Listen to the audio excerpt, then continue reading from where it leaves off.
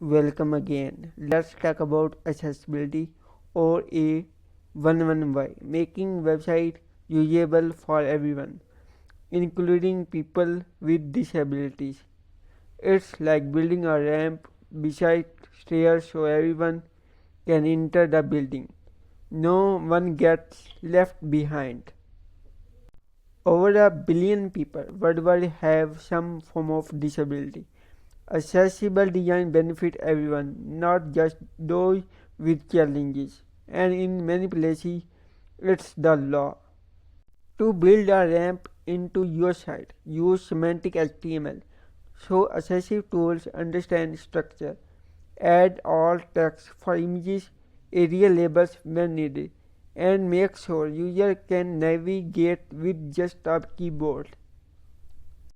A simple alt tag or an area label can make your site accessible to a blind user or someone using voice navigation.